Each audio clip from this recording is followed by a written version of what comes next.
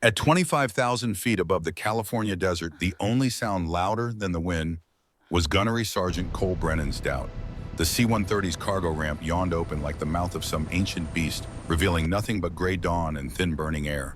13 jumpers stood in formation, their oxygen masks fogging with each Hold up, controlled check breath. formation! Among them, Move Lieutenant out, Alexa let's Morgan go! checked her altimeter one final time, her gloved fingers moving with the kind of precision that came from doing something 1,000 times until it became muscle memory, until it became religion. She was the third in the stick. When the green light flashed, she didn't hesitate. 3 steps and she was airborne, her body caught immediately in the violent slipstream that wanted to tumble her like a leaf in a hurricane. But she didn't tumble. She arched arms out, legs spread, and fell with the grace of someone who belonged in the sky. 25,000 feet. The air at that altitude wasn't really air at all.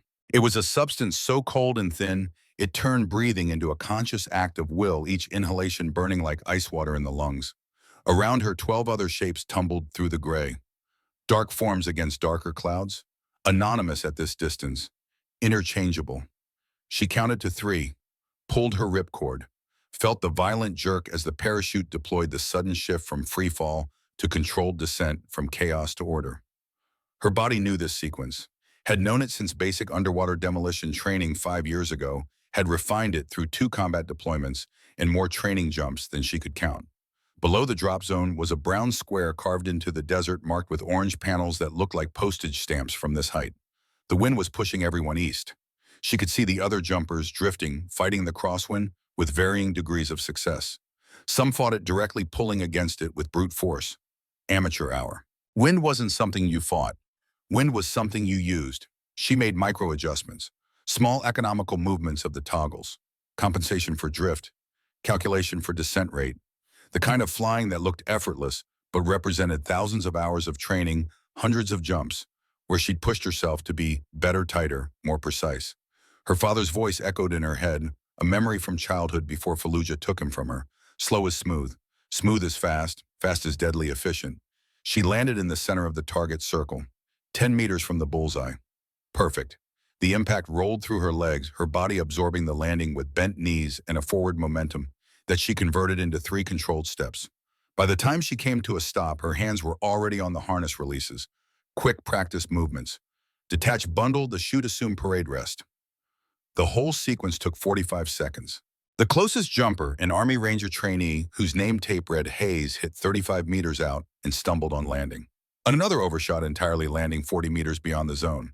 By the time the last jumper touched down 50 meters off target, Alexa had already bundled her chute and was standing at attention, waiting. The jump master, a leathery Navy chief with 26 years of service and skin like worn boot leather, checked his clipboard. His eyes moved from her position to the scattered Rangers, then back to her. Something that might have been approval crossed his weathered face. Morgan, center mass, good jump. Thank you, Chief. Don't thank me, you earned it. He raised his voice, projecting across the drop zone so every jumper could hear. The rest of you might want to watch how Lieutenant Morgan packs her chute. Clearly, she's doing something right. Alexa felt the stares. She'd felt them for 5 years. Since she became the 3rd woman to graduate SEAL qualification training, the 2nd to earn her trident, the 1st to deploy to a combat zone in her rating. The stares used to bother her. Now they were just background noise. White noise, the sound of other people's problems that had nothing to do with her and everything to do with them.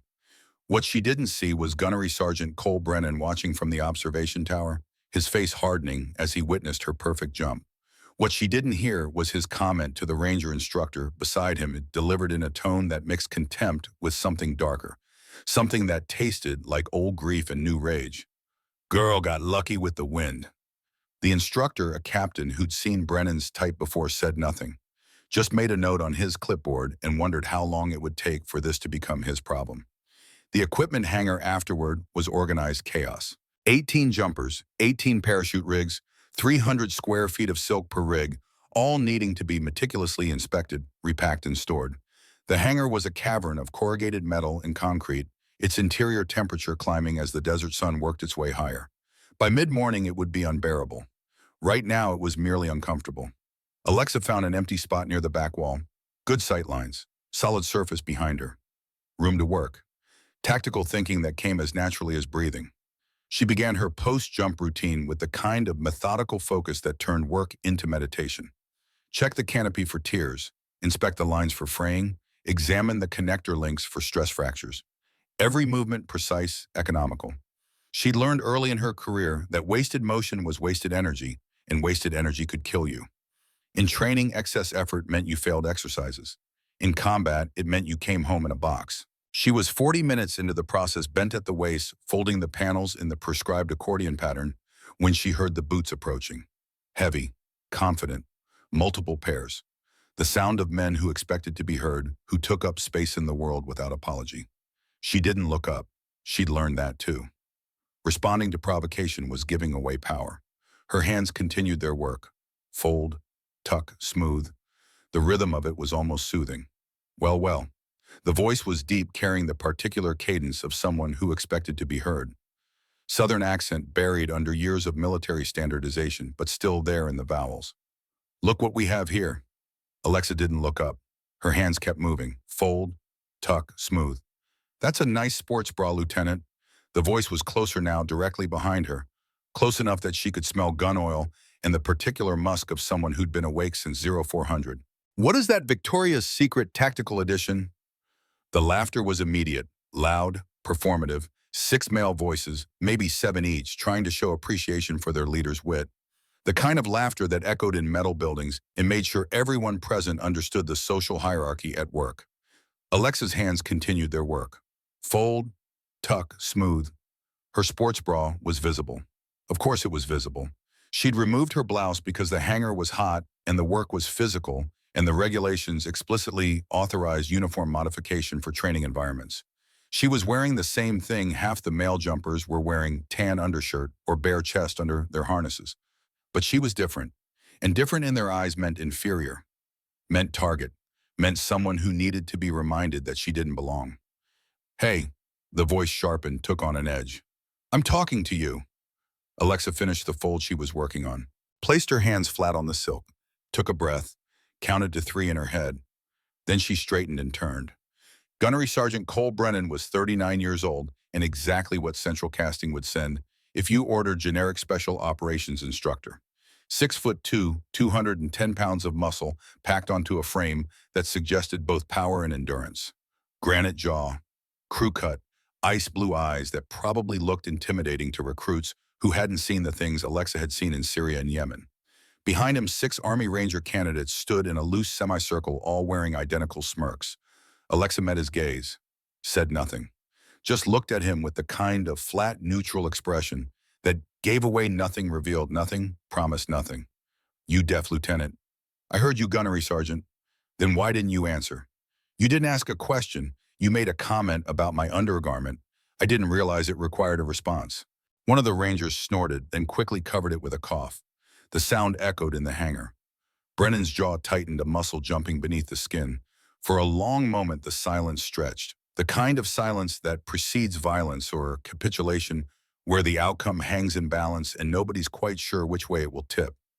You got a smart mouth, petty officer. No, Gunnery Sergeant. I have a professional demeanor and a parachute to pack, if you'll excuse me.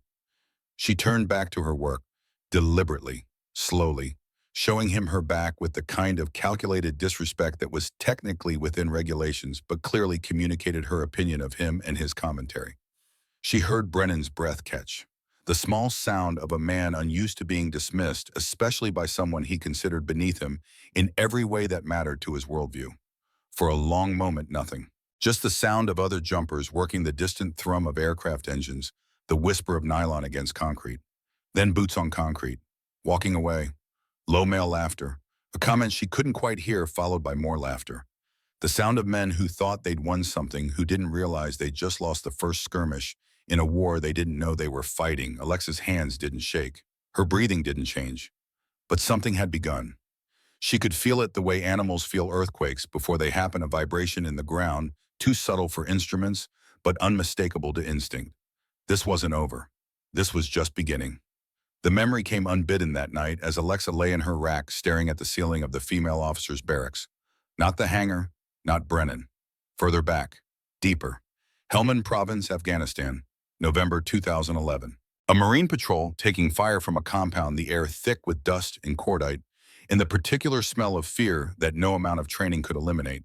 Cole Brennan, then a staff sergeant, screaming into his radio for medevac while his younger brother Marcus bled out from an IED blast that had turned their Humvee into a coffin. Alexa hadn't been there, but she'd read the after-action report. Everyone in the special operations community had read it. The Brennan brothers were legend. Cole, the older one, already on his second Silver Star. Marcus, the younger, following in his footsteps, eager to prove himself worthy of the family legacy. The IED had nothing to do with gender integration. It had been buried in a road that pure chance had led them down. Bad luck, wrong place, wrong time. The kind of random violence that defined modern warfare and made a mockery of anyone who thought they could control the chaos. But Cole Brennan had needed someone to blame. Something to point at and say, this is why my brother died. And he'd found it in the policy changes that had begun integrating women into combat roles. Never mind that no women had been on that patrol. Never mind that the IED would have killed Marcus regardless of who else was in the vehicle. Never mind that correlation wasn't causation and grief made liars of even the best men. Cole Brennan had decided that lowered standards had killed his brother. And once a man decided something like that, once he built his entire worldview around a false premise, facts became irrelevant. Evidence became enemy, and anyone who contradicted his narrative became a threat. Alexa understood this, understood that she wasn't fighting Brennan. She was fighting his grief, his guilt, his desperate need to believe that his brother's death meant something, stood for something, warned against something. You couldn't defeat that with facts. You couldn't argue someone out of a position they hadn't argued themselves into. All you could do was be so undeniably competent that their bias became obviously absurd. Make them look foolish, not through confrontation, but through excellence. Let your work speak louder than their words. Her father had taught her that. Staff Sergeant Marcus Morgan, United States Marine Corps, who'd spent 20 years proving himself in a service that hadn't initially wanted him, who'd turned every doubt into motivation, every slight into fuel until the day an insurgent's bullet in Fallujah had ended his war and begun hers. She rolled over, pulled out the worn notebook her father had kept. Field notes, tactical observations, survival techniques, things he'd learned the hard way and written down so that someday if she followed him into this life, she'd have a roadmap. One entry dated March 2004, 1 month before he died. When surrounded, don't fight their fight. Change the terrain. Make them come to you. She read it 3 times. Then she closed the notebook, turned off her light, and went to sleep. Tomorrow would bring new challenges, new opportunities, new chances to prove that competence had no gender and excellence knew no quotas. She didn't sleep well. She rarely did. Her dreams were full of water-cold training, pool water warm, Middle Eastern ocean water, the waters of a dozen countries where she'd deployed. In her dreams, she was always drowning, and the hands pulling her under always wore American flag patches and belonged to men who were supposed to be her brothers. The harassment escalated over the next 3 days with the precision of a military campaign. Brennan was too smart to be crude, too experienced to cross obvious lines. But he knew how to make someone feel unwelcome without ever saying anything that could be documented in a formal complaint. Day 1, morning PT. A 6-mile run around the base perimeter, the sun just beginning to heat the desert air, turning the run into an endurance test that separated the prepared from the pretenders. Alexa ran at her normal pace, 7-minute miles, sustainable, efficient. The kind of pace that got the job done without showing off. Halfway through mile 3, Brennan's Rangers fell in beside her. Not with her. Beside her. Close enough that she could hear every word, but far enough that anyone watching would think they were just running the same route. Think she actually passed the same standards. Ranger Hayes loud enough to carry. No way. They lowered the bar. Had to. Another voice. Younger. Caldwell, maybe. Private First Class Wyatt Caldwell. 19 years old and still stupid enough to think parroting his sergeant's opinions made him wise. I heard they gave her extra time on the underwater knot tying. Affirmative action, SEAL. That's a first. Alexa increased her pace, not dramatically. Just a slight uptick. From 7-minute miles to 6:45. Enough to make them work if they wanted to keep up with their commentary. They matched her. Their longer legs made it easy even as her lungs began to burn and her heart rate climbed into the red zone. This was the game. They'd stay with her no matter how fast she went, using their physical advantages to prove the point they wanted to make, that she didn't belong, couldn't compete, was only here because someone had changed the rules to let her in. She increased the pace again. 630 miles. The burn in her legs became fire. Her breathing grew ragged, but she didn't slow down. Couldn't slow down. Because slowing down meant conceding their point, admitting weakness, giving them exactly what they wanted.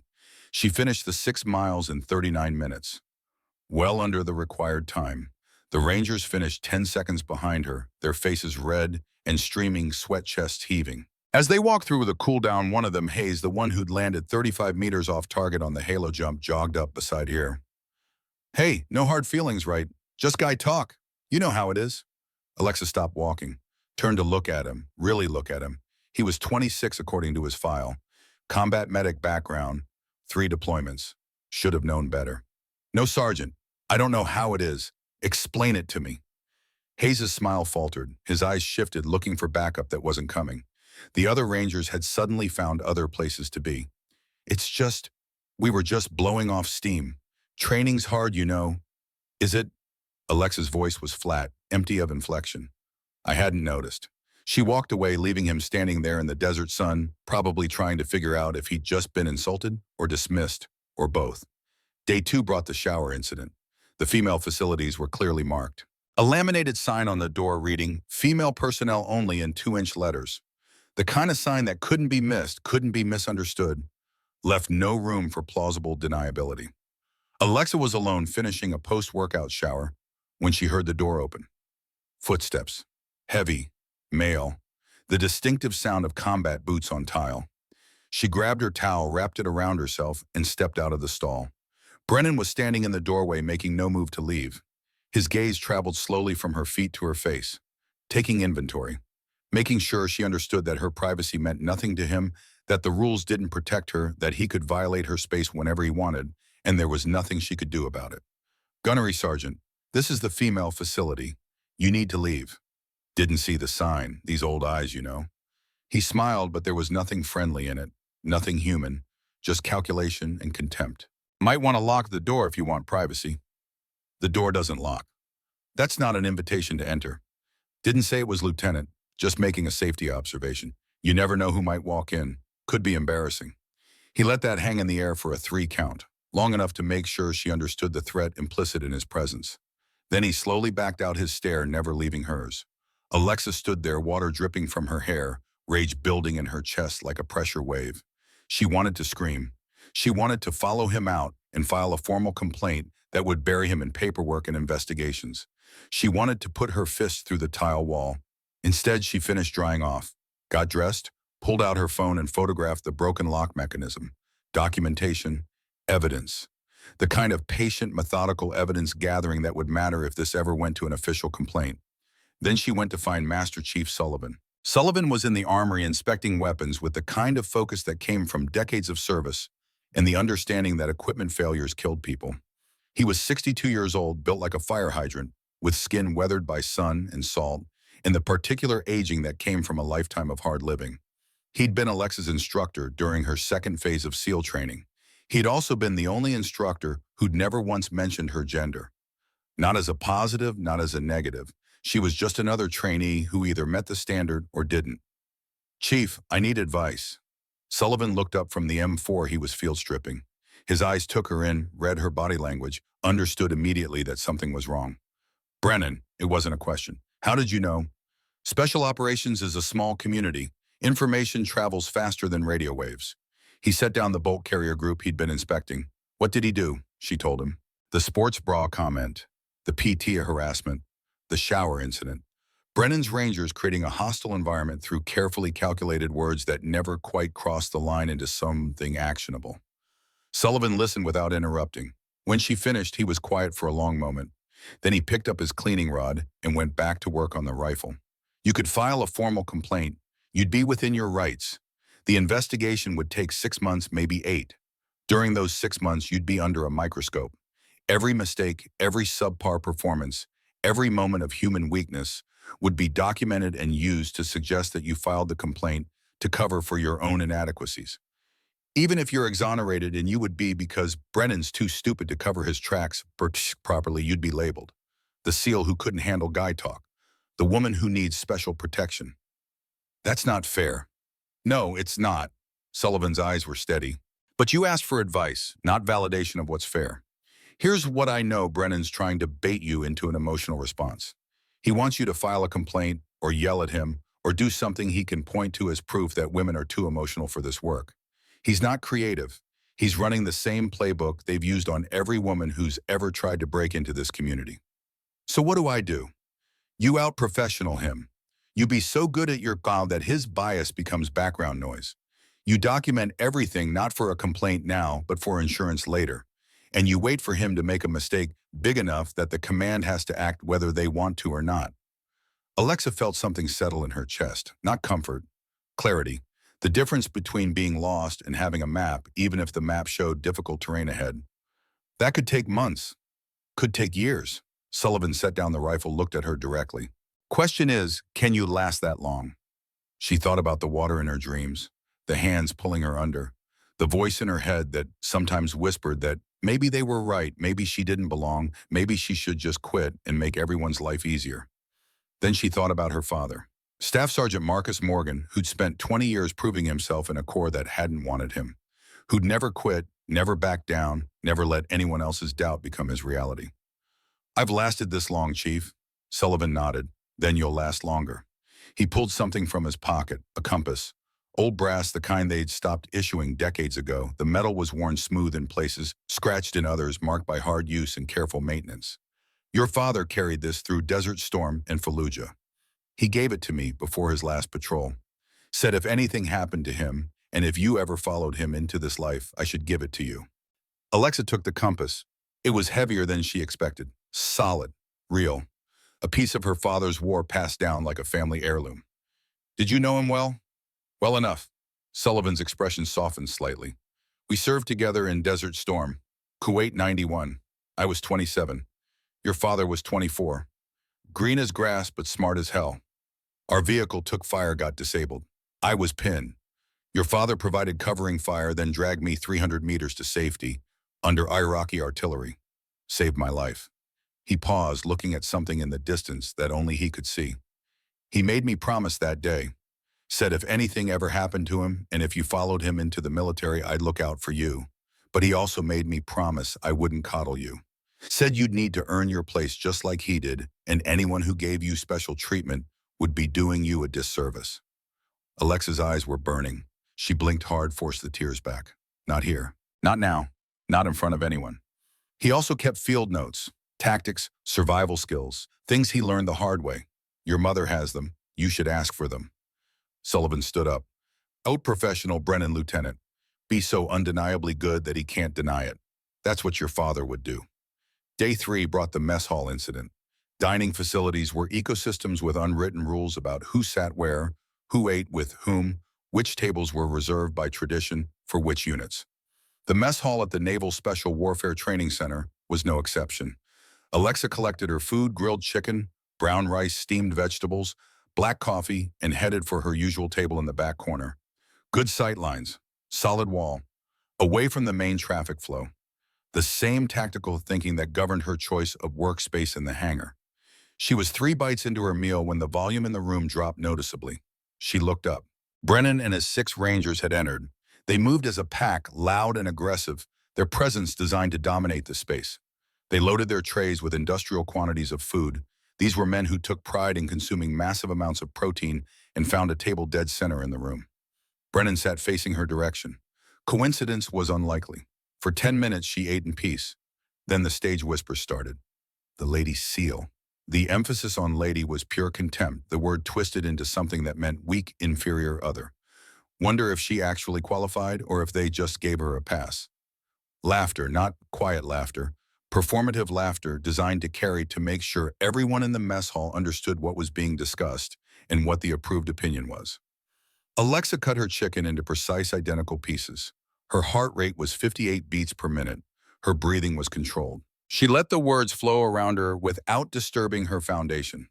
A stone in a river. Unmovable. Patient. I heard they lowered the run times for her class. Lowered the run times, the swim times, the obstacle course times, everything. Got to hit those diversity quotas, man. That's the new military. More laughter. Louder now, making sure she heard. Making sure everyone heard. Alexa chewed slowly, methodically. The chicken was overcooked, but she barely tasted bread. All her focus was on maintaining control, on not giving them what they wanted, on being professional when they were being anything but. Hey, Brennan, didn't you say you could outswim any seal? Any male seal, yeah. What about the lady version? Brennan's voice dropped into a thoughtful register, the tone of a man pretending to consider a serious question. Well, I don't know. They get those special waivers, you know. Political considerations. Not sure we're comparing apples to apples. The implication hung in the air like smoke. She hadn't earned her place. She was a product of politics, not merit.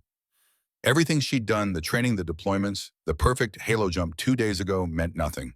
It was all fake, all given to her, all part of some social engineering experiment that had nothing to do with capability and everything to do with checking boxes. Alexa finished her chicken, put down her fork and knife with precise, soundless movements. Stood, picked up her tray. The room watched. Everyone knew what was happening. Everyone was waiting to see how she'd respond. Would she confront them? Would she file a complaint? Would she prove their point by having an emotional breakdown? She walked to the dish station, scraped her plate, racked her tray, walked out. She didn't look at Brennan, didn't acknowledge his existence. Behind her, she heard someone say, "See, can't even handle a little trash talk." But someone else, a voice she didn't recognize, said quietly, "Or she's smart enough not to take the bait." The explosion came on day 4 during the joint training briefing. Commander Richard Hayes stood at the front of the briefing room with a PowerPoint presentation displaying the week's training schedule. 40 operators sat in folding chairs. SEALs, Rangers, Marine Force, Recon, Air Force, Pararescue. Joint training was designed to build interoperability between special operations units to make sure that when the shooting started, everyone could work together regardless of which flag they wore on their shoulder. All right, listen up. Hayes was 46, a Gulf War veteran, with the lean build of someone who'd stayed in fighting shape long after it was required. This week's focus is close quarters battle. We'll be running scenarios in the shoot house, multiple floors, multiple rooms, hostage rescue simulations. You'll be working in mixed teams. The goal is to learn each other's tactical procedures and communication protocols. He clicked to the next slide.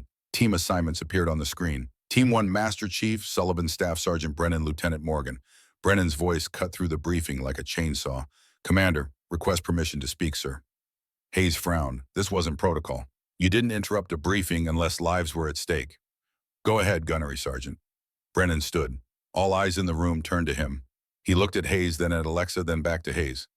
"Sir, with all due respect, I don't think this is an optimal team composition." "Explain." "My Rangers train extensively in CQB.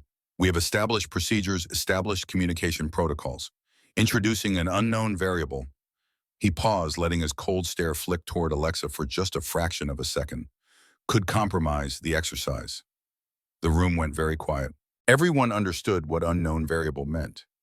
Everyone understood what was really being discussed here. This wasn't about tactics or procedures. This was about Brennan making his prejudice official, putting it on record, forcing the command to either endorse his view or publicly reject it. Hayes' frown deepened. "Lieutenant Morgan is a fully qualified SEAL with 2 combat deployments. I'm not sure how she qualifies as an unknown variable." "I'm not questioning her qualifications on paper, sir." Brennan's voice carried across the room. "I'm questioning her team cohesion experience. My understanding is that she's primarily worked in intelligence support roles during her deployments, not direct action." It was a lie, a bold, easily disprovable lie. Alexa had been a door kicker on both her deployments, first through the door on more than a dozen compound raids. Her performance reviews specifically cited her proficiency in close quarters combat. But Brennan was gambling that Hayes didn't have her full service record memorized. He was wrong. Actually, Gunnery Sergeant Lieutenant Morgan was primary breacher on her last deployment. Her performance reviews specifically cite her proficiency in close quarters combat. I have those reviews here if you'd like me to read them aloud.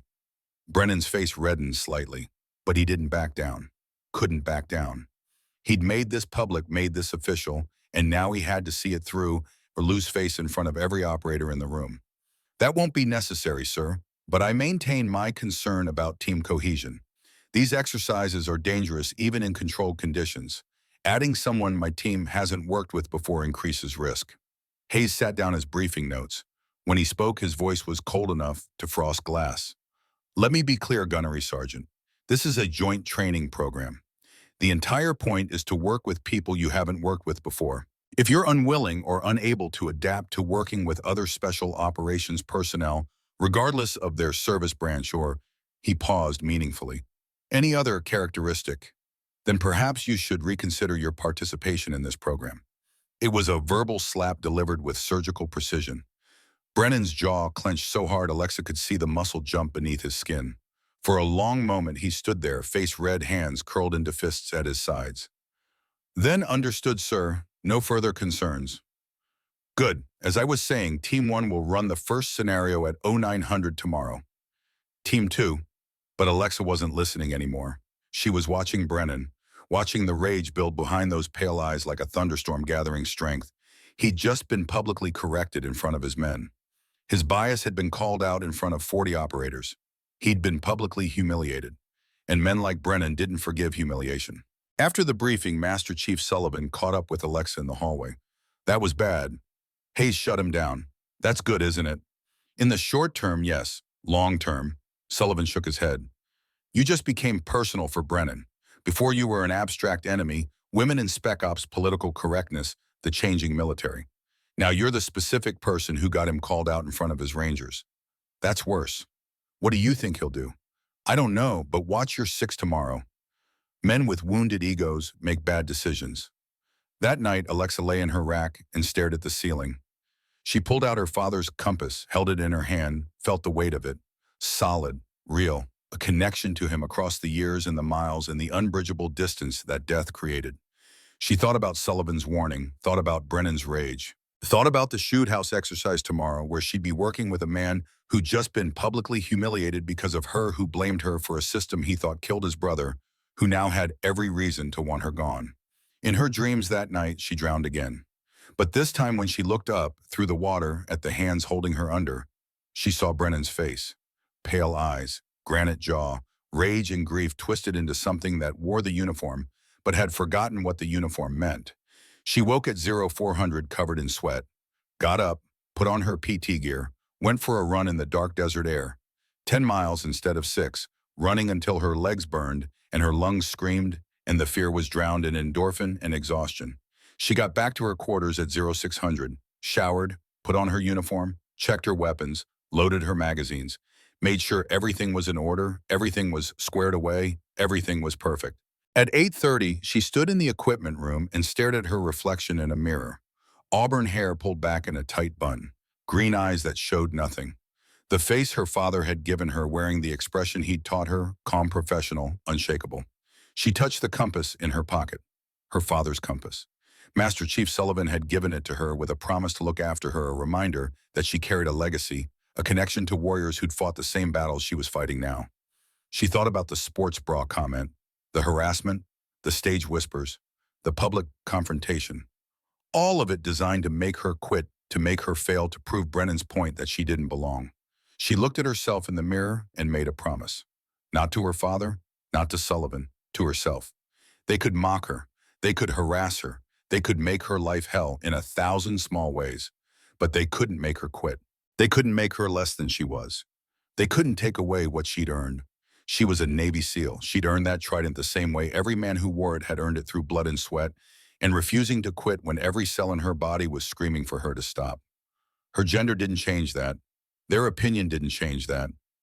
Nothing changed that except her own decision to let it go, and she wasn't letting go. At 900, she walked into the shoot house. Brennan was already there, surrounded by his Rangers. They stopped talking when she approached. 6 pairs of eyes tracked her movement, hostile, unwelcoming, making it clear she was outnumbered, outmuscled, and very much alone. Master Chief Sullivan arrived 30 seconds later. He didn't say anything, just took position beside her. A statement without words. You're not alone. I've got your 6. Whatever happens, you're not facing it alone. The observer, a training cadre instructor with clipboard and tactical radio, gathered them together. Scenario brief: multiple hostiles have taken over a residential building. Unknown number of non-combatants inside. Your mission is to clear the structure, neutralize all hostile targets, and secure any civilians. You'll be judged on speed, accuracy, communication, and team coordination. Questions? Brennan raised his hand. Rules of engagement, sir. Standard ROE, positive identification before engagement. No shots on non-combatants. Simunition rounds only, they'll hurt if you get hit, but they won't kill you. Targets are both static and interactive. Some will be role players, some will be pop-up silhouettes. Treat everything as real. Understood, sir. Suggested entry plan. That's your tactical call, Gunnery Sergeant. Brennan turned to his team, looked at Alexa. Something moved behind his expression. Calculation, decision. The moment where a man chooses what kind of warrior he's going to be. I'll take point with my Rangers. Morgan, you provide rear security. It was the tactical equivalent of benching her, putting her in the least important position, making sure she couldn't contribute, setting her up to be irrelevant. Sullivan opened his mouth to object, but Commander Hayes's voice crackled over the radio. Negative, Gunnery Sergeant. Morgan runs point. You have tactical command overall, but she leads entry. That's an order. Brennan's hands curled into fists, then slowly released. Roger, sir. He looked at Alexa. The rage was there. The contempt was there. But underneath it, something else. Something that looked almost like anticipation. Like a man who'd just been given exactly what he wanted. And Alexa realized with cold certainty that this was it. This was the moment Sullivan had warned her about. Brennan wasn't going to harass her anymore. He was going to destroy her. Here. Today. In the shoot house. She met those pale eyes, didn't flinch, didn't look away. 5 minutes to plan, the observer said. Then you're live. The planning session was a masterclass in passive-aggressive undermining. Brennan spread the building schematic on a table in the staging area. 3 floors, 40 rooms, multiple entry points. It was a maze designed to test even the best operators. All right, listen up. Brennan's voice carried command authority. Standard diamond formation. I'll call targets, you execute. Simple, clean, by the numbers. Alexa studied the schematic, saw immediately that the ground floor had 2 blind corners that would be death traps in a real engagement. Saw that the second floor stairwell created a fatal funnel if they approached from the primary entry point. Shouldn't we establish hand signals? She asked. Radio comms might be compromised inside. Brennan didn't look at her. My Rangers know hand signals. I'm sure they do, but we should establish which signals we're using. Different units sometimes use different protocols for the same. We don't have time for a linguistic seminar, Lieutenant. Now he looked at her. Stay close, do what I say, we'll be fine. One of the Rangers, Sergeant First Class Garrett Hayes, the combat medic, spoke up. Sarge, she's got a point. We should at least... Did I ask for your input, Sergeant? No, Sarge. Then shut it. Brennan folded up the schematic. We're doing it my way. You got a problem with that, take it up with Commander Hayes. Alexa looked at him. No problem, Gunnery Sergeant. Your show. They stacked on the door. Alexa was first point position. Brennan directly behind her, the 6 Rangers behind him. She could feel Brennan's hand on her shoulder. It wasn't a supportive touch. It was possessive, controlling. His fingers dug in slightly, not enough to hurt, but enough to remind her who was in charge. On your go, Brennan said in her ear. His breath was hot against her neck. Alexa took 3 deep breaths, felt her heart rate slow, wrapped her hand around the door handle. Her other hand gripped her rifle, a SIG M17 loaded with simunition rounds. Execute. She yanked the door open and flowed through in one smooth motion.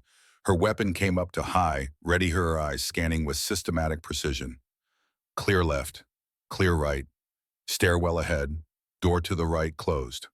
Right door, she called softly. Closed. But Brennan was already pushing past her, shouldering her aside like she was furniture. I've got it. Cover left. He kicked the door open, no finesse, just brute force, and bowled through. His Rangers followed, cutting her out of the action.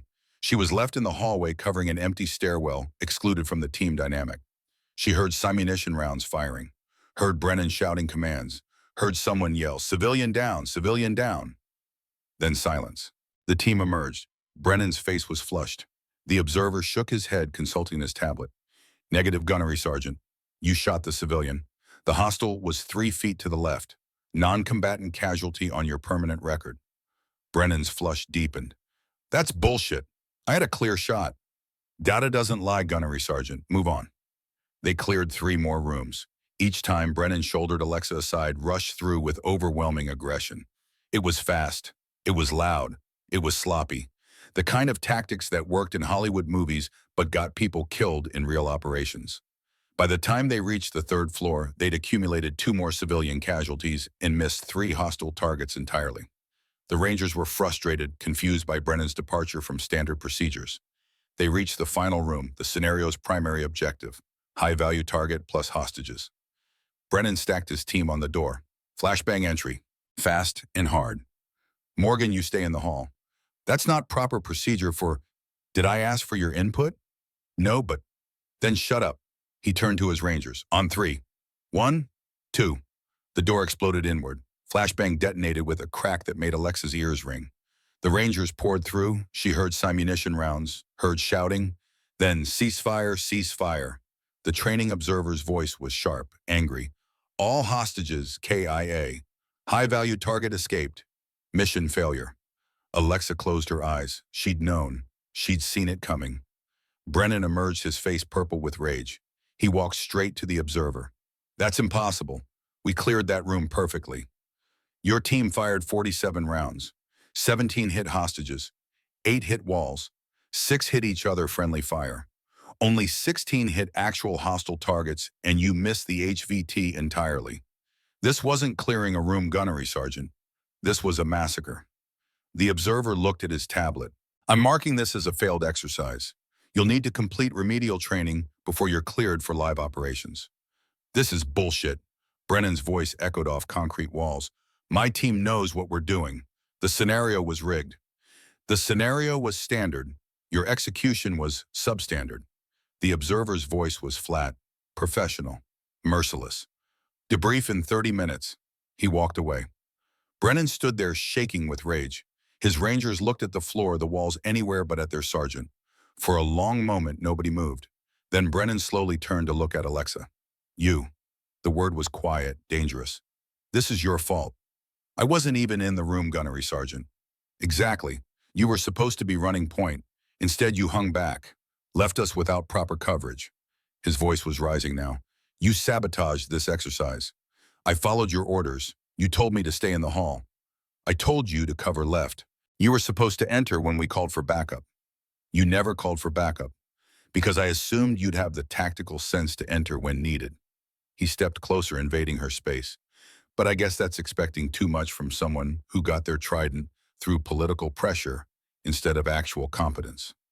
The room went silent. Every ranger froze. Master Chief Sullivan, who'd been observing from a corner, straightened. Even the observer halfway down the hall stopped walking. Alexa looked up at Brennan. He was 8 inches taller, 80 pounds heavier. But this wasn't a physical confrontation. This was something else. Gunnery Sergeant, she said quietly, if you have concerns about my performance, you should address them through proper channels. Making unfounded accusations about how I earned my qualifications is not only unprofessional, it's potentially actionable under Article 117 of the Uniform Code of Military Justice. She paused. Let that sink in. Are you threatening me? I'm reminding you of military protocol, sir.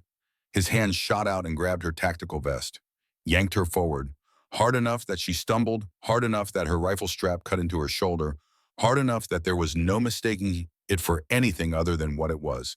Physical aggression, assault, a line crossed. Listen to me, you little... Staff Sergeant Brennan. Commander Hayes' voice cracked like a whip.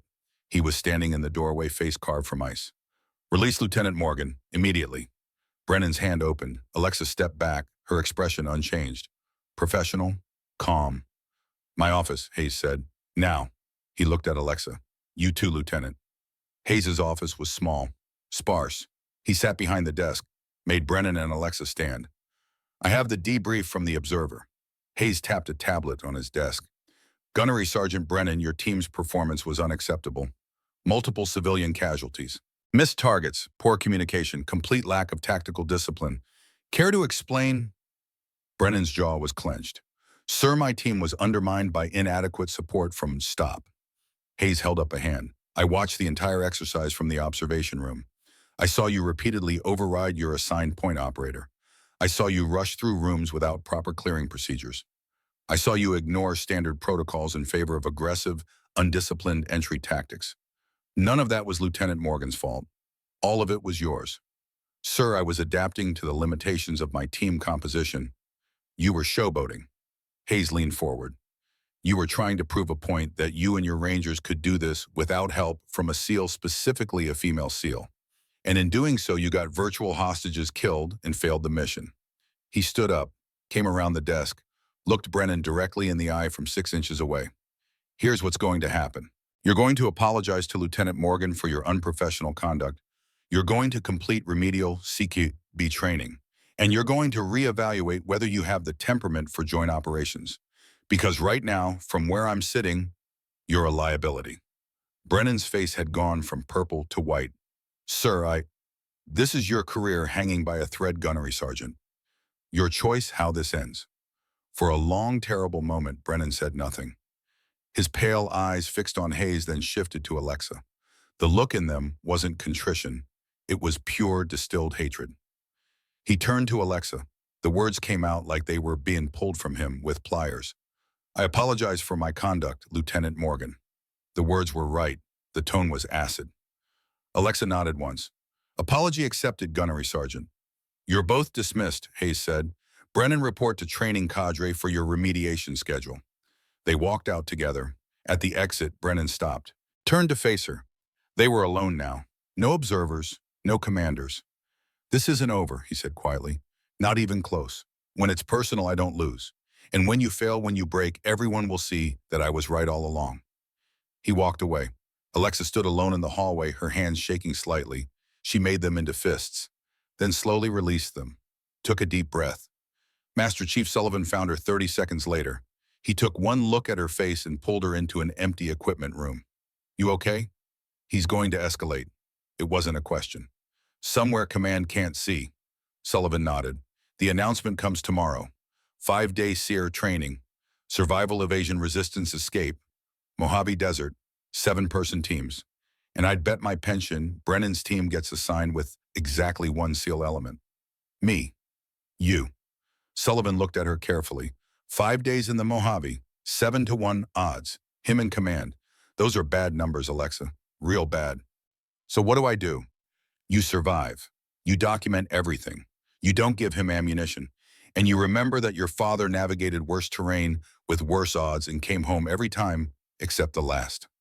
Alexa held the compass, felt the weight of it, the history, the promise. I won't let him win, Chief. I know you won't, but winning isn't enough. You need to survive first. The announcement came the next morning during formation.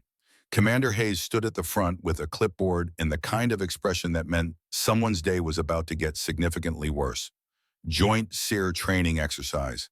5 days, California desert mountains, mixed teams, survival, evasion, resistance, escape protocols. This is not optional. He started reading team assignments. Random combinations of SEALs, Rangers, Marines. Team 7, Staff Sergeant Brennan, Team Leader. Rangers, Hayes Thompson, Williams Cooper, Rodriguez Caldwell. SEAL element, Lieutenant Morgan. Alexa felt her stomach drop. 7 Rangers, 1 SEAL, Brennan in command. The worst possible configuration. After dismissal, Brennan gathered his team in the corner. Alexa watched them huddle, saw Brennan's hands moving as he talked, saw the Rangers nodding. When they broke apart, every single one looked at her with identical expressions of cold assessment. She walked over. When's the planning session, gunnery sergeant? Already done it. Without me, you weren't available. I was 30 feet away. Brennan smiled. Must have missed you. Anyway, planning's complete. We brief out at 0500 tomorrow. Don't be late. What about gear coordination, communications protocols, emergency procedures? All handled. Just show up with your ruck and your attitude. He turned to his Rangers. Let's move out. They left her standing there. Private Caldwell, the youngest, 19 years old with red hair and freckles, glanced back once. His expression might have been apologetic. Either way, he kept walking. The briefing at 0500 was a masterclass in exclusion. Brennan had maps, gear lists, contingency plans, all prepared without her input. When she asked questions, he cut her off. By the end of 30 minutes, the message was crystal clear. She was cargo, not crew. One more thing, Brennan said. I'm issuing gear from our stock. Rangers use Ranger equipment, standard issue. I have my own gear, properly maintained. And you'll use what I give you. Team cohesion means standardized equipment. He handed her items, rucksack, radio, GPS unit. Alexa took them without comment. But the moment she was alone, she inspected them carefully. The rucksack had a torn shoulder strap hastily duct-taped. The radio was an older model. The GPS unit had a cracked screen. She turned it on. The display flickered, showed her position jumping erratically. She photographed everything with her phone. Documentation. Then she repacked the ruck with paracord reinforcement and tested the radio. It worked. Barely. She'd have to rely on map and compass. Good thing she had her father's compass. Good thing she'd spent the last 3 nights studying his field notes. The desert at dawn was a study in extremes. They loaded into trucks at 600, drove 3 hours into the mountains, were dumped at a rally point that looked like Mars. Red dirt, scrub brush, endless sky. All right, listen up. Brennan gathered his team. We've got a 5-day window to complete a 40-mile navigation course, evade a hunter force, and extract at the designated point. Water resupply at mile markers 15 and 30. No external support. Questions? Alexa raised her hand. What's the pace plan? Fast. They started moving at 0700. Brennan set a blistering pace 4 miles per hour over rough terrain with 60-pound rucks. It was designed to break her. He was wrong. Alexa had grown up running. By hour 2, Brennan's face was red and streaming sweat. Alexa looked like she was taking a morning jog. Water break. Brennan gasped the words. The Rangers collapsed, chests heaving. Alexa sat on her ruck, sipped water with careful discipline. They'd covered 8 miles. Brennan had intended to push her to exhaustion. Instead, he was pushing his own team to the breaking point while she remained fresh. By the time they made camp at mile 20, Brennan was furious, and the Rangers, particularly Hayes and young Caldwell, were looking at Alexa with something that might have been respect. She was digging her sleeping position when Hayes approached. Hey, Morgan, that was impressive today. I run a lot. Yeah, but with the 60-pound ruck in this heat, he shook his head. That's next level. He lowered his voice. Look, I just want you to know some of this stuff Brennan's doing, not all of us agree with it. Alexa looked at him carefully. But you're following his orders anyway. He's my team leader. That doesn't make him right. Hayes shifted uncomfortably. I know, but what am I supposed to do? Refuse orders. You could stand up for what's right instead of what's easy. He flinched, opened his mouth, closed it, finally just walked away. Day 2 brought the trap. Brennan gathered the team at first light, pulled out a map, marked a route in red ink. New plan, we're splitting into 2 elements. My group takes the main route to Checkpoint Bravo. Morgan, you'll do a solo scout of the Eastern Ridge. Confirm there's no hunter force in that sector, then rejoin us at Checkpoint Bravo. He handed her a map with the route marked. Alexa studied it. The route was indirect, adding at least 3 miles. The terrain was rougher, and Checkpoint Bravo's coordinates didn't match the master plan. This doesn't align with our primary route, she said. That's why it's called reconnaissance. The grid coordinates for Checkpoint Bravo are exactly where I marked them. You have a problem with that, Lieutenant. Every instinct screamed that something was wrong, but if she refused, she'd be insubordinate. No problem, Gunnery Sergeant. When do you want me at Checkpoint Bravo? 1400 hours, don't be late. He smiled. Hate to leave you behind. She took the map, shouldered her ruck, and headed east. The moment she was out of sight, she stopped and really studied it. The coordinates were wrong. Not slightly wrong, completely wrong. If she followed these coordinates, she'd be moving away from the extraction point, deeper into the desert. He'd given her a map designed to get her lost. Alexa pulled out the GPS unit. The cracked screen flickered. The unit was useless. She pulled out her father's compass, her backup map, her father's field notes. Time to use what he'd taught her. She flipped to a page marked Urban Navigation Without GPS in his familiar handwriting. Sun azimuth method. Point hour hand at sun. Bisect angle between hour hand and 12 o'clock equals south northern hemisphere. She checked her watch. 0930 hours. Pointed the hour hand at the sun. Bisected the angle to 12 o'clock. South was behind her. North ahead. Exactly where her compass confirmed. Another entry, vegetation bias. Moss grows north side.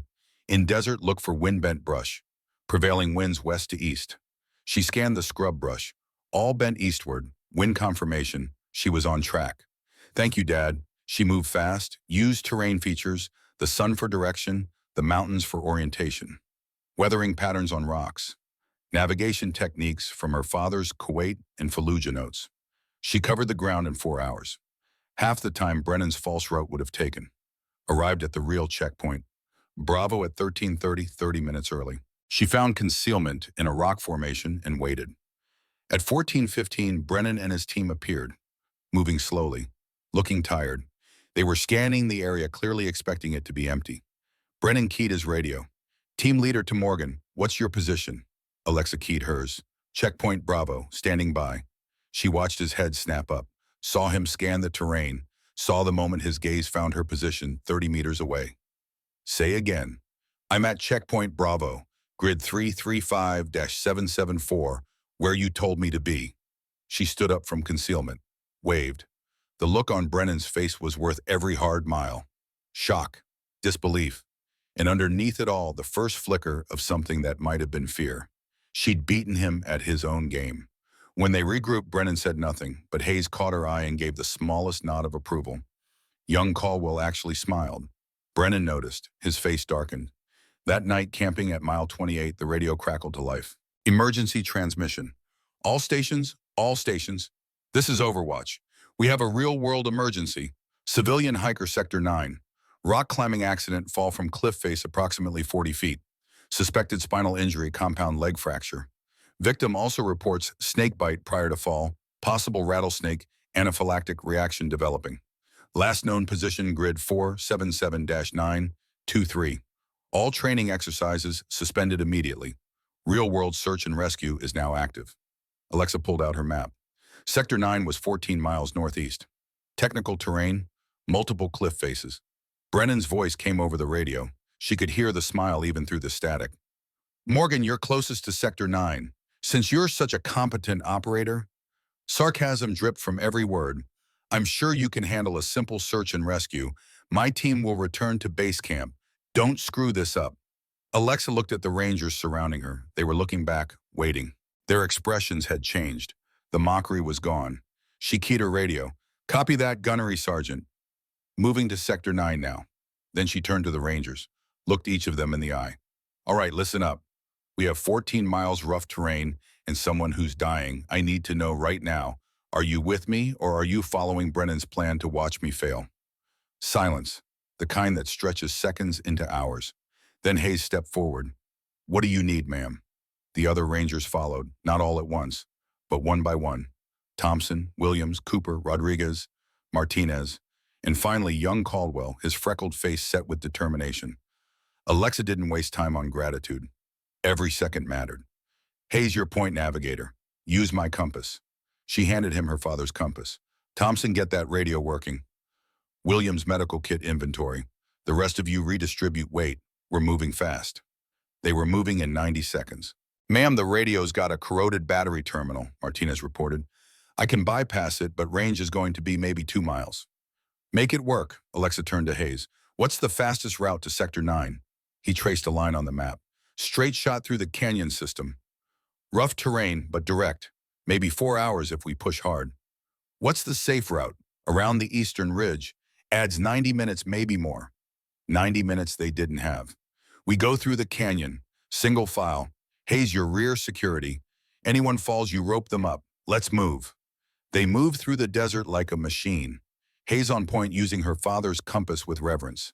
Martinez working the radio. The others maintaining formation. They covered the first 4 miles in 40 minutes. Contact Overwatch, Alexa called back. See if we can get an update. Martinez keyed the radio. Static. He adjusted the frequency.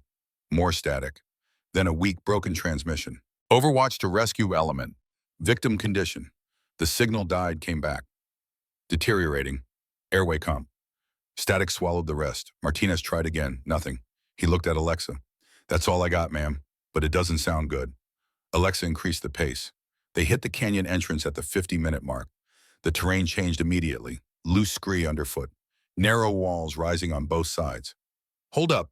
Thompson pointed at a small pile of rocks across the path. This wasn't here on the survey photos from the briefing. Alexa examined the debris. Fresh breaks, sharp edges. The rocks had fallen recently. Hours maybe, days at most. Recent seismic activity, she said. The whole canyon system is unstable. We go through quiet, minimal impact. No vehicles, no heavy equipment, no unnecessary noise. We move like ghosts. Careful, controlled. The canyon will hold if we respect its fragility. She didn't wait for agreement. She started walking, placing each foot with deliberate care. Behind her, after a 3 count, the Rangers followed. The canyon was 1,000 yards of held breath. Every footstep sounded like thunder. Every small stone sounded like an avalanche warning. Halfway through, Cooper's foot slipped on loose gravel. He caught himself, but the movement sent small stones sliding. Everyone froze. The canyon held. Barely. Keep moving, Alexa whispered. Slow and steady. They emerged 70 minutes into the march. 8 miles down, 6 to go. The radio crackled. Martinez had been trying to raise Overwatch every 10 minutes. This time he got through. Overwatch, this is rescue element. What's the victim's current status? Rescue element victim is conscious but deteriorating. Severe anaphylaxis progressing. Respiratory distress increasing. Estimate 30 to 40 minutes before airway closure is critical. Current position confirmed. Sector to 9 grid 477-923, elevation 2,000 feet on east-facing cliff. 30 to 40 minutes, 6 miles, and the victim was on a cliff. Copy that, Overwatch. We're 25 minutes out. Have medevac standing by at landing zone. Alexa turned to her team. Double time, now. They ran. Full rucks, rough terrain, already exhausted. They ran anyway. Thompson fell after 2 miles, twisting his ankle. Hayes hauled him up without being asked. Williams was cramping. Rodriguez grabbed his ruck, threw it over his own shoulder, and Alexis led them. Her legs burning, her lungs screaming, running on pure will. They reached Sector 9 with 14 minutes to spare. The cliff face was a nightmare. 60 feet of unstable rock fracture lines visible from the base. Halfway up on a ledge barely wider than a human body was a young woman in climbing clothes. She wasn't moving. Rebecca Blair, Alexa shouted up. Rebecca Walsh, can you hear me? A weak sound, maybe a word, maybe just a moan. She's alive, Thompson said, dumping his medical kit. But not for long. Alexa studied the cliff. The direct route required gear they didn't have. The ledge could be accessed by a crumbling shelf that looked like it would disintegrate. We need to rappel down to her, not climb up, Alexa said. But the only anchor point stable enough is on the opposite side of that gap. She pointed to a 10-foot span of empty air. Below was a 40-foot drop onto jagged rocks. That's a suicide jump, Hayes said flatly. Nobody makes that carrying rope and gear. Alexa was already stripping off her ruck, down to her pants and sports bra, the same sports bra Brennan had mocked 5 days ago. I'll make it, Lieutenant. It's the only way. You know it. I know it. We don't have time to argue. She started loading climbing gear onto a harness. I'm 140. You're all over 200. Physics says I have a better chance. Hayes grabbed her arm. If you miss, you die. If I don't jump, she dies. Alexa looked at him. I'm not being a hero, Sergeant. I'm being tactical. She didn't give them time to argue. She walked back to get a running start, checked her harness, tested the gear, made sure everything was secure. Then she focused on a crack in the rock on the opposite outcropping. Her target, her father's voice, fear is information. Use it. 3 steps from the edge, she planted her foot and launched. For 1 eternal second, she was flying, arms windmilling, gear jangling, nothing but air beneath her feet and gravity pulling her down. Her hands hit the outcropping. Her fingers found the crack. Her momentum tried to rip her off. But her grip was titanium. She held on, pulled herself up, got her feet under her, immediately started setting anchors. Her hands were shaking, adrenaline catching up, but steady enough. She placed protection, built redundancy, created an anchor system that could hold twice her weight and twice Rebecca's. Rope, she shouted. Hayes threw a coil across the gap. She caught it, tied it off, and rappelled down to Rebecca's ledge. The girl was worse than the radio report indicated. Her leg was grotesquely swollen snakebite, visible as 2 puncture wounds oozing clear fluid. Her lips were blue. Her breathing was shallow and wheezing, the sound of an airway closing. Rebecca, I'm Alexa. I'm a Navy SEAL. I'm going to want to get you out of here, but I need you to stay with me. Can you do that? Rebecca's eyes flickered open. Tried to focus. Failed. Thompson, Alexa shouted. I need the EpiPen, now. He threw a medical kit across. She caught it one-handed, pulled out the epinephrine auto-injector, and jammed it into Rebecca's thigh. 15 seconds, 30, 45. Rebecca gasped, a huge shuddering breath, started coughing. The airway was opening. Not completely, not permanently, but enough. Alexa started an IV line, pushed fluids, checked vitals. Rebecca was stable. Barely. Martinez, get Overwatch. Tell them we need immediate medevac to this location. Victim is stabilized but critical. She heard Martinez on the radio, heard him requesting the helicopter, heard the response that made her blood run cold. Negative on medevac to your location. Canyon walls are too narrow for rotor wash. You need to move the victim to open ground for extraction. Alexa looked at the cliff below her, the unstable rock, the narrow ledge. Hayes, can you rig a litter haul system? Yeah, but it's going to take time, and we need more rope. Use what we've got. Improvise the rest. Just make it happen. For the next 20 minutes, they worked with desperate efficiency. Hayes and Rodriguez rigged a Z-pulley system using carabiners and spare cord. Thompson prepared Rebecca for transport, splinting her leg, wrapping her in a thermal blanket. Williams coordinated with Overwatch. They were lowering Rebecca down the cliff face inch by careful inch when Alexa heard the sound that would haunt her nightmares forever. An engine growing closer, coming from the canyon they just navigated. A vehicle moving fast. Too fast for the terrain. Recklessly fast. "Who the hell is that?" Hayes said. Alexa knew. She knew before she saw the vehicle. Gunnery Sergeant Cole Brennan, coming to take command. The vehicle, a tactical truck from the base motor pool, came barreling into the canyon at suicidal speed, 50 miles per hour where 20 would have been pushing it, the engine roaring, echoing off the canyon walls. Alexa keyed her radio. "Brennan, stop the vehicle. The canyon is seismically unstable. You're going to trigger a rock slide." "I'm taking command. That wasn't a model request." "Gunnery Sergeant, you are not authorized." "I don't need authorization to save your ass when you've gotten in over your head again." The truck's engine roared. The vibrations were immediate. Small stones started falling. Larger ones. The canyon walls began shedding rock like a snake shedding skin. "Everyone move to the north wall," Alexa screamed. "Under that overhang. Now!" The Rangers scrambled. Hayes grabbed Rebecca's litter. Rodriguez grabbed the trailing rope. They ran for the only cover, a rock overhang jutting from the canyon wall. Alexa was last, making sure everyone was clear. She saw it happening in slow motion. A boulder the size of a car detaching from the canyon wall, directly above where Caldwell was running.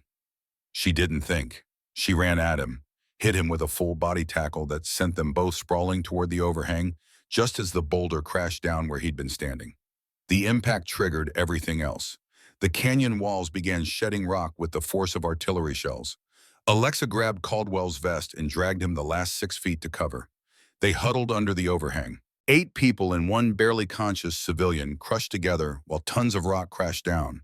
The roar was deafening, the dust was choking, and through it all, Alexa heard the crunch of metal being crushed. Brennan's truck was being buried alive. The rock slide lasted 90 seconds. When it finally stopped, the silence was worse than the noise. Alexa was the first to move. "Sound off. Who's hurt?" "I'm good," Hayes said. "Good here," Martinez confirmed. The others echoed the same. Rebecca was unconscious but breathing. "The truck," Rodriguez said, staring at the massive pile of debris blocking the canyon entrance. Brennan was in the truck. They found him 15 minutes later. The truck's cab was pancaked, reduced from 6 feet of height to maybe 3. Brennan was pinned inside his left leg, trapped under the collapsed dash, his right leg bent at an angle that made Alexa's stomach turn. He was conscious. Barely. His face was the color of old paper. "Don't touch me," he gasped when Alexa reached through the broken window. "I don't need your help. You need a tourniquet, a splint, and about 6 units of blood you don't have. So yeah, you need my help." She looked back at Thompson. "Get over here. We need to stabilize him before we can extract." Thompson moved forward with his medical kit, started assessing injuries through the broken window. Compound fracture of the femur bone visible through torn flesh. Severe lacerations. Possible internal bleeding. Probable concussion. Brennan was in shock. "Listen to me, Gunnery Sergeant." Alexa's voice was calm, professional. "I'm going to stabilize your leg. It's going to hurt. A lot. But if we don't do it, you'll bleed out before medevac arrives. Do you understand?" Brennan tried to push her away, but his hand was weak. "I hate you," he whispered. "I know." Setting a broken femur in field conditions was brutality disguised as medicine. The bone had to be realigned. Brennan screamed a sound that was barely human and then passed out. Better that way. Thompson helped her splint the leg. Martinez rigged a tourniquet. Hayes coordinated with Overwatch. "Overwatch says heavy equipment can't reach us for 6 to 8 hours, Hayes reported. "Rebecca won't last that long. Neither will Brennan." Alexa looked at the wall of rock blocking their exit, looked at the cliff face she'd jumped across, looked at her team exhausted and covered in dust, but still standing. "There's another way out," she said quietly. "That chimney formation, 200 yards north. It's a vertical exit to the mesa above. From there, helicopter extraction is possible." "That's a 60-foot technical climb through a crack barely wider than a body," Rodriguez said. "With 2 casualties who can't climb. How do we send someone up first, establish a top rope anchor, then haul them up using a pulley system. Who's climbing it? Hayes asked, then stopped. Looked at her. Understood. You're climbing it. It's a class 5.8 minimum. Free solo, one mistake, and I'm dead. Alexa was already walking toward the chimney. I've climbed worse. I can do this, but I need you to trust me. Hayes looked at the cliff, looked at her, looked at Rebecca and Brennan. If you fall, I won't fall. But if I do, you get Rebecca and Brennan out anyway. That's an order. She didn't wait for permission. She started climbing. The chimney was a crack in the raw rock that required a technique climbers called the worm. Wedge your back against one wall, your feet against the other, an inch upward, using counter pressure and friction. It was exhausting. It was terrifying. At 30 feet, her legs started shaking. At 40 feet, her back was screaming. At 50 feet, she hit an overhang that required her to free climb using finger-width cracks. Below her, the Rangers watched in absolute silence. She found a handhold. Tested it. It held. Found another. Her fingers were bleeding now, torn on the sharp rock. She didn't care. She pulled herself up. Found the next crack. Kept climbing. At 60 feet, she crested the top of the mesa and collapsed on solid ground. Her chest heaving, her hands shaking so badly she could barely tie the anchor knots. But she tied them anyway. Set a bomber anchor, multiple points, fully equalized, redundant backups. Then she shouted down. Anchor set, send up the rope.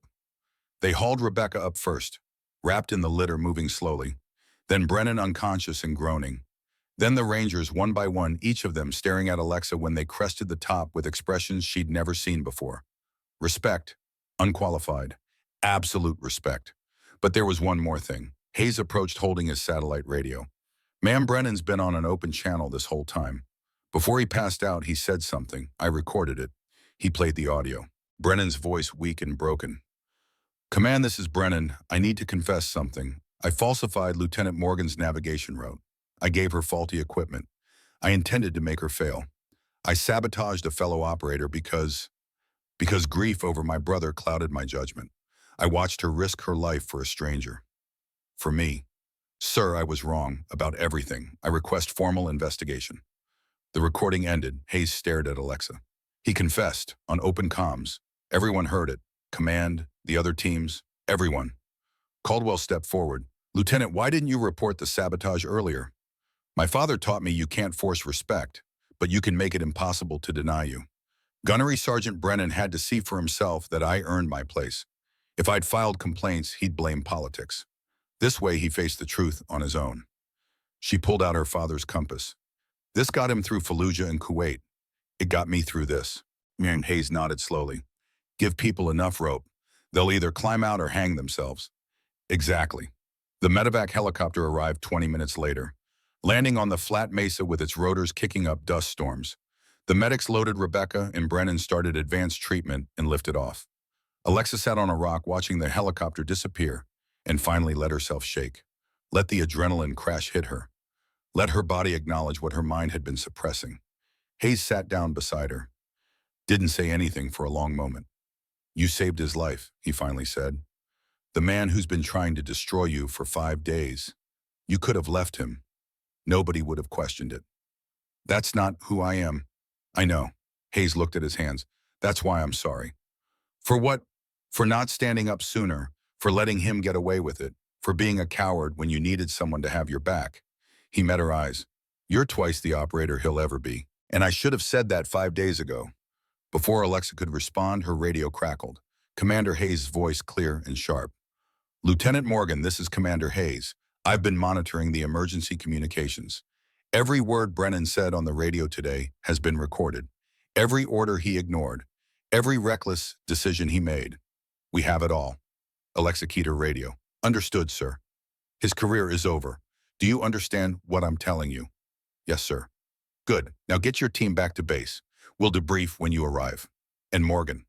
Sir, outstanding work. The radio went silent. Alexa sat there looking at the desert spreading out before her and felt something shift in her chest. Not victory, not relief. Just the quiet knowledge that she'd done her job perfectly under impossible conditions. She'd proven beyond any possible doubt that competence had nothing to do with gender.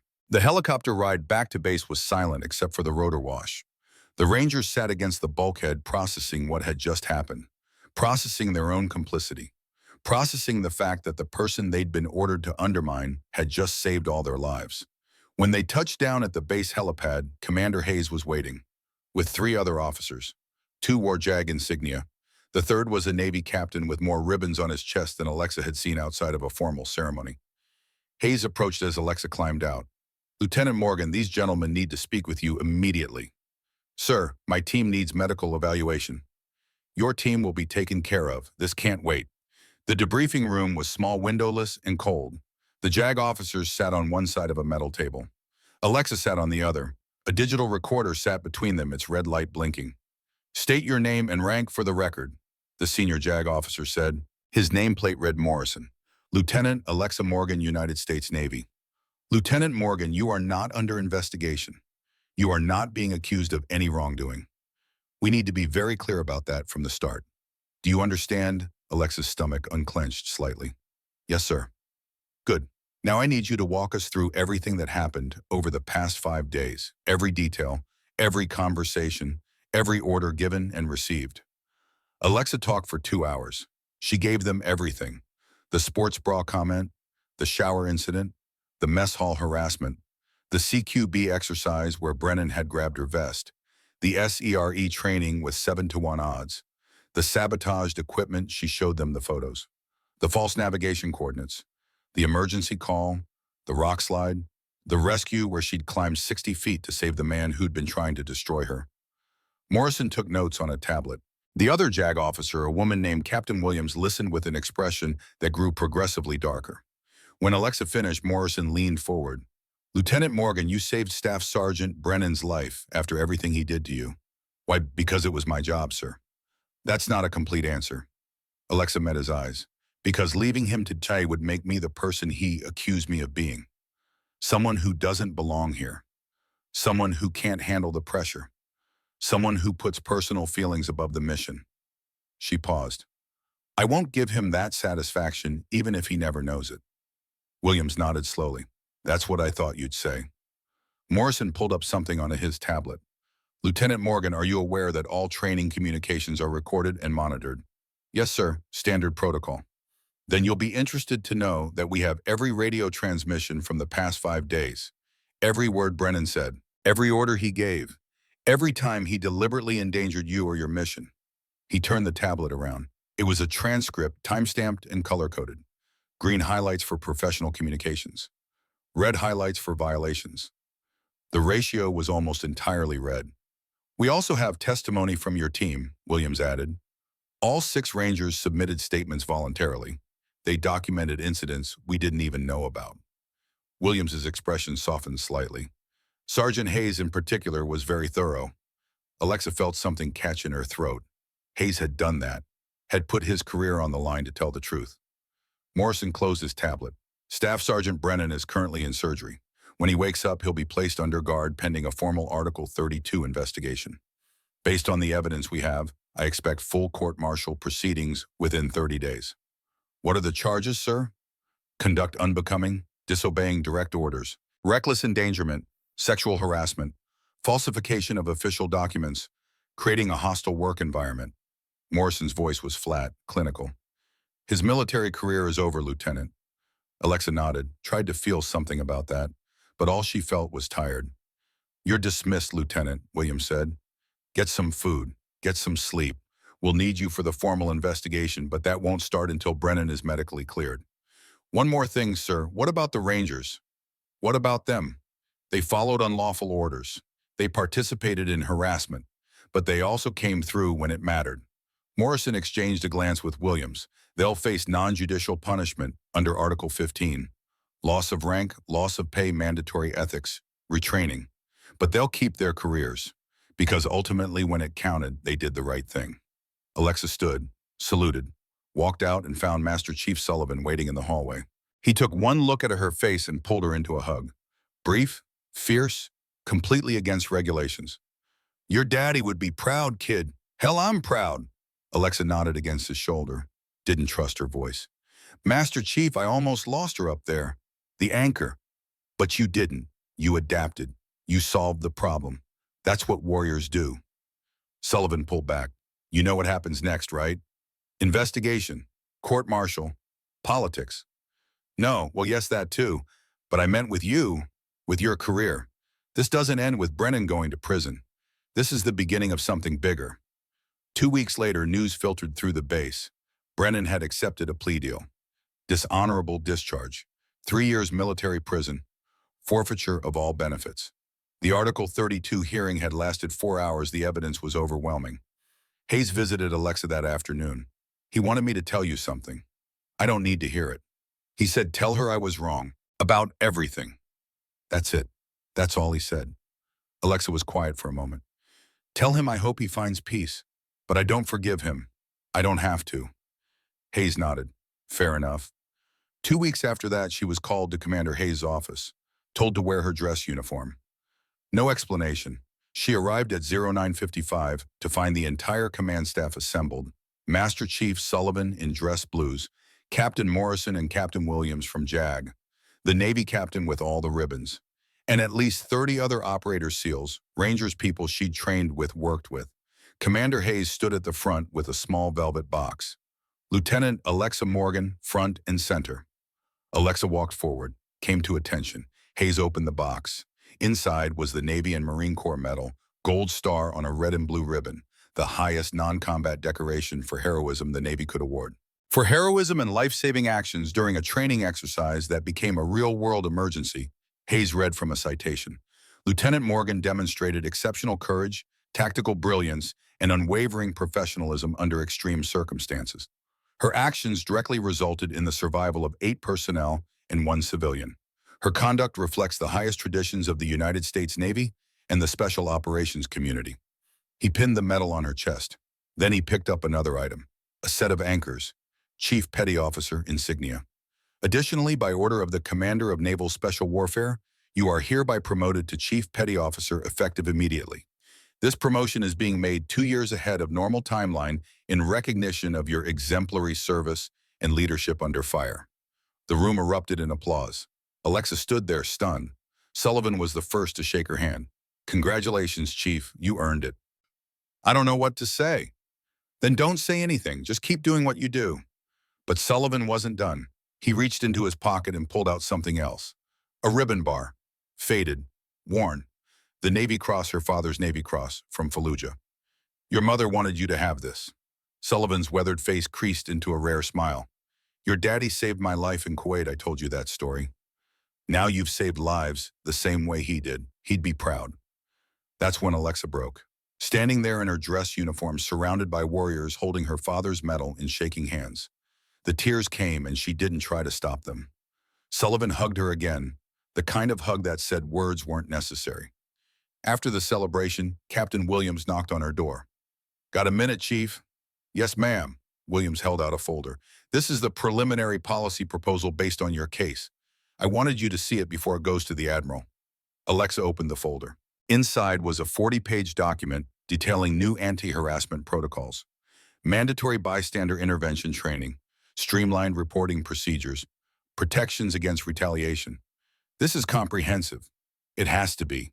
Your case exposed systematic failures at every level.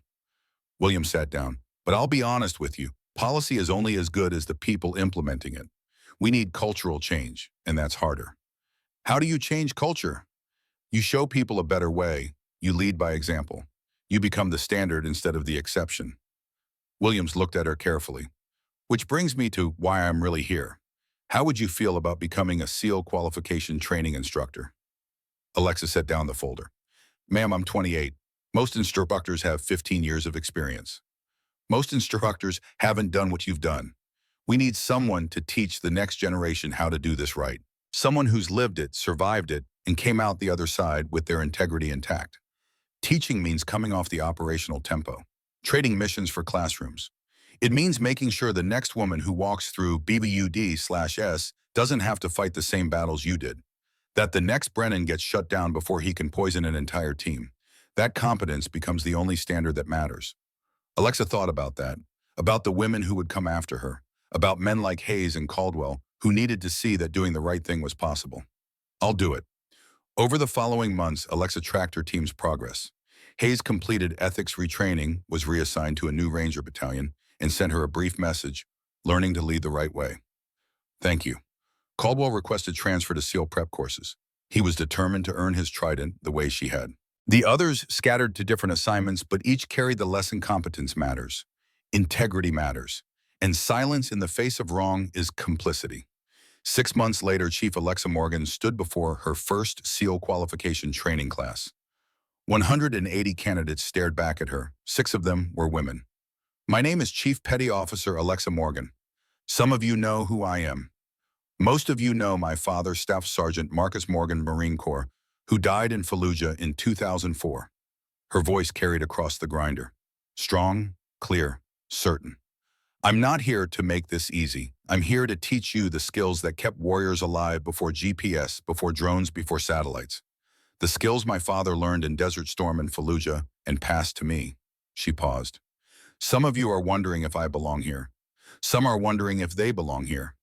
She looked at the female candidates, then back at the full class. Here's the answer. You belong here if you can meet the standard. Not a standard, the same standard every SEAL who came before you had to meet. Over the next 12 weeks, some will quit, some will fail, some will succeed. Your gender doesn't determine which category you fall into. Your will does. A male candidate raised his hand. Chief Morgan, what if we fail? My father failed Ranger School his first attempt. He went back, passed, became one of the best small unit leaders in Marine Corps history. Failure isn't permanent unless you let it be. A female candidate, young and nervous. Chief, what if people say we didn't earn it? Alexa touched the compass on her belt, her father's compass. Then you ignore them and do the job so well they look like fools for doubting you. That's what my father taught me. That's what Master Chief Sullivan taught me. That's what I'm teaching you. She dismissed the class. As they passed one candidate, a young man with a name tape reading Brennan stopped. Chief Morgan, permission to speak. Go ahead. My uncle is Cole Brennan. I know what he did. I wanted you to know not all of us think like him. Some of us are here to be better. The young man had his uncle's build, but softer features, lighter hair, less granite in the jaw. Alexa looked at him, saw genuine contrition. What's your first name, candidate? Trevor, ma'am. Trevor Brennan. Your uncle and I have history, but you're not him. You're your own person, and you'll be judged on your own performance. Clear. Crystal clear, ma'am, thank you. He walked away. Alexa watched him go and thought about cycles, about how hatred could be passed down through generations, but so could honor. After the first week of training, Alexa noticed something. 3 female candidates were wearing brightly colored sports bras during PT, electric blue, neon pink, deep purple. Not regulation, not camouflage. Bright and unapologetic. One of them caught Alexa watching. Is this okay, Chief? What's the regulation say about Pete gear? Tan or black undershirts or sports bra for females if blouse is removed during physical training. Does that sports bra violate regulations? No, Chief. Then you're good. Alexa paused. Can I ask why the bright colors? The candidate grinned. Because someone tried to use our sports bra to humiliate us. We're making it a badge of honor instead. If that's okay. Alexa felt something warm in her chest. That's more than okay. That's exactly right. The tradition spread. Within a year, bright sports bras became an unofficial symbol at BUD/S competence with confidence. Your gear doesn't define you, your performance does. Brennan's mockery had become their anthem. 1 year after the court-martial, Alexa received a call from an unknown number. Rebecca Walsh, the climber she'd saved. Now graduating from UC San Diego with a degree in emergency medicine. They met at a coffee shop near the base. Rebecca showed her a senior thesis titled The Psychological Impact of Competent Female Role Models in High-Risk Professions. You're my case study, Rebecca said. I hope that's okay. What does it say? That competence transcends gender stereotypes. That seeing women perform at the highest levels changes how young women see themselves. That role models matter. Rebecca's eyes were bright. You saved my life, but you also showed me what was possible. Rebecca leaned forward. How's your back, the spinal injury? Full recovery. The doctor said your immobilization technique probably saved me from permanent paralysis. Another 10 minutes of movement on that ledge. Her voice caught. You saved my life in every way that matters. So I wanted to be like you. I became an EMT, and now I'm going to medical school. Alexa felt something shift in her chest. I'm not special, Rebecca. I just had good teachers. That's exactly what makes you special. You don't see yourself as exceptional. You see yourself as the product of tradition and training. That's what my generation needs to understand, that excellence is built, not born. After Rebecca left, Alexa sat alone with her coffee and her father's compass. Thought about Staff Sergeant Marcus Morgan, about Master Chief Sullivan, about six Rangers who'd chosen courage over comfort, about a culture that was changing because people were willing to push it forward. She thought about that equipment hangar 6 months ago when Brennan had mocked her sports bra and she'd said nothing, just kept working. Now that sports bra had become something else, a symbol of professional excellence. Brennan's weapon had backfired completely. Master Chief Sullivan found her an hour later. Saw you talking with that girl you saved. Rebecca, right? Yeah, she's going to med school. Because of what happened. Because of what you did. Sullivan sat down. That's the ripple effect. You don't just save one life, you inspire others, change the trajectory of their future. They sat there in the California sun, two warriors who'd survived battles that weren't supposed to exist. Alexa pulled out her father's compass, held it up so the sun caught the brass. He would have liked this, Chief, teaching, passing on what he learned. He's proud of you. Wherever he is, he's proud. Sullivan clasped her shoulder. You did what a lot of people thought was impossible. You proved them wrong without compromising who you are. That's the hardest thing a warrior can do. It's not over. There are more Brennans out there, more fights ahead. Yeah, but now there are more Hayeses and Caldwells too. More people who've seen that competence is what matters. More allies than enemies. Sullivan smiled. Culture changes slowly, but it changes. And you're part of that change. Alexa looked at her class schedule.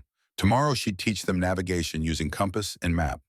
The day after, survival skills her father had documented. The day after that, the mental toughness required to keep going when everything screams to quit. She'd teach them the way her father had taught her. With high standards, fair evaluation, and the understanding that the uniform didn't care about your chromosomes, only about whether you could do the job when it counted. She touched the compass on her belt, felt the worn brass, the weight of history and promise and legacy. I did good, Dad, she whispered. I kept going, just like you taught me. And somewhere in whatever place fallen warriors went, Staff Sergeant Marcus Morgan smiled. His daughter had earned her place, not because someone gave it to her, not because standards were lowered, but because she'd been undeniable. Professional, excellent. And that, more than any medal or promotion, was the highest honor a warrior could achieve.